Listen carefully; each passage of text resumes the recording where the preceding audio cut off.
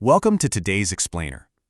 If you're just getting into data science or machine learning, you might think all the magic happens entirely in the algorithms. But honestly, an AI is really only as good as the data it learns from, and maybe even more importantly, how we evaluate that learning. Today we're going to unpack the absolutely critical step of proper data splitting. We'll see exactly how to test our models so they don't just memorize the answers, but actually learn how to navigate the messy real world. Okay, here is our quick roadmap for today. We'll cover the machine learning goal, the overfitting trap, the train-validate-test split, cross-validation, combating bias, and finally, evaluating success. Let's kick things off with Section 1, the machine learning goal.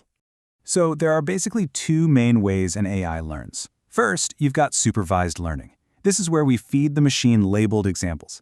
Think of it like showing an AI thousands of emails explicitly tagged as spam or not spam, so it can eventually learn to predict those labels on its own. Then there's unsupervised learning.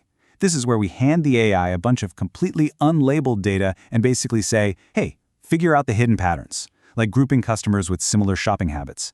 For our data splitting journey today, we're going to be focusing purely on that supervised side. Now, the core workflow of supervised learning is actually pretty straightforward. You gather your raw input data and you feed it into an algorithm. During this training phase, the model is constantly processing the data against known desired outputs. It keeps comparing its own predictions to the actual right answers, tweaking itself and minimizing errors along the way until it's finalized into a working model that can accurately sort brand new data. Moving right along to Section 2, the overfitting trap. This is all about memorization versus actual learning.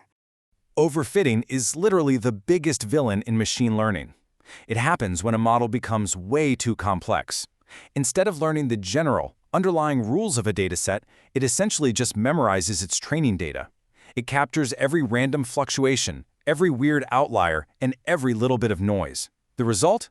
Well, it might score a perfect 100% on the data it's already seen, but it's going to perform terribly when deployed in the real world. It hasn't learned, it's just become a really good parrot. And that brings us to the bias-variance trade-off. It's basically a massive balancing act. On one extreme, we have high bias, which is underfitting. This is a super simplistic model that totally misses the underlying patterns and makes predictions that are consistently way off target. On the other extreme, we have high variance, and that's our overfitting trap. These are highly complex, hypersensitive models that capture all that random noise and scatter their predictions wildly when they see anything new. We have to find that sweet spot right in the middle. Occam's razor absolutely nails this concept. In machine learning, if you have two models that perform about the same, the simpler one is almost always going to generalize better to new, unseen data. Shaving off that unnecessary complexity is your absolute best defense against the overfitting trap. All right, Section 3, train, validate, and test. Let's dive into the practical mechanics of how we actually split our data. Think of training an AI exactly like a student taking a college course. We divide our available data into three completely distinct buckets. Step 1 is the training set. These are the practice problems the instructor goes over in class. Step 2 is the validation set. You can think of this as a practice exam. We use it to fine-tune the model's complexity and check how it's doing. And finally, Step 3 is the test set. That's the final exam. Which brings us to the absolute golden rule of machine learning. The test set must remain completely unseen during the training phase. Seriously, think about it.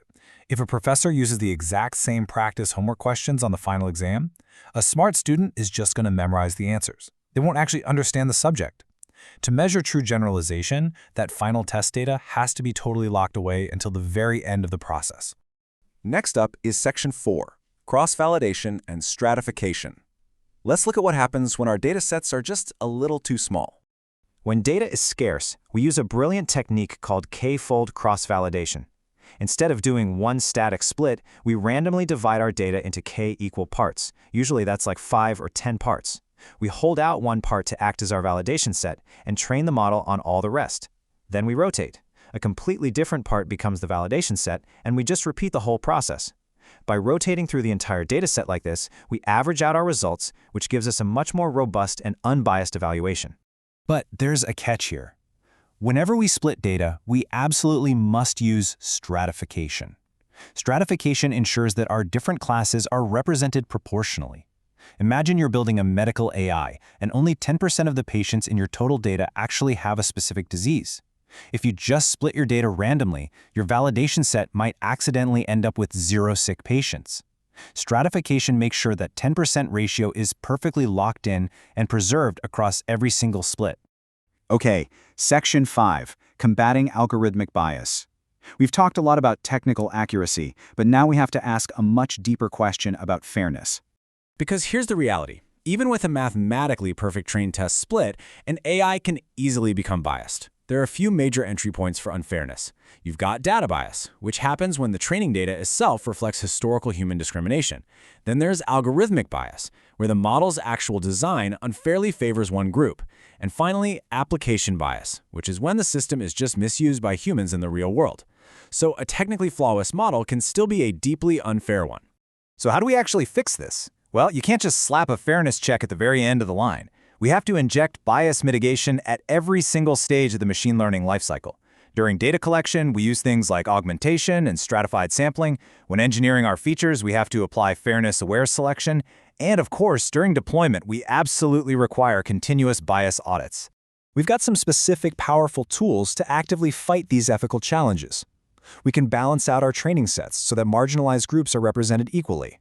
We can also adjust the mathematical decision thresholds of the model to ensure the outcomes are actually fair. And perhaps most importantly, we can implement explainable AI, or XAI. This basically breaks open the machine learning black box, making the model's decision-making totally transparent. That way, humans can audit exactly why an algorithm made a specific choice. And finally, Section 6, Evaluating Model Success. Once we've trained our model and checked it for biases, how do we actually grade its final exam? You'd think we'd just look at the overall accuracy percentage, right? Actually, scratch that. Basic accuracy can be incredibly misleading, especially if you have imbalanced data. Instead, we use a confusion matrix. This meticulously tracks not just the correct guesses, but maps out true positives, true negatives, false positives, and false negatives. It lets us calculate specific metrics like precision and recall. Ultimately, it gives us a completely honest, multi-dimensional picture of how the model performs, especially when it makes a mistake. And that brings us to our final thought for today. Mastering the train test split, using cross-validation, applying confusion matrices, all of this proves that your model successfully learned the data you gave it. But think about this. If your model completely aces the final exam, but the exam itself was biased, did the AI truly learn how to succeed in the real world? Proper data splitting guarantees mathematical reliability, for sure. But it is ultimately up to us, the humans behind the screen, to ensure the data we test against reflects the fair, equitable, and unbiased real world we actually want to build.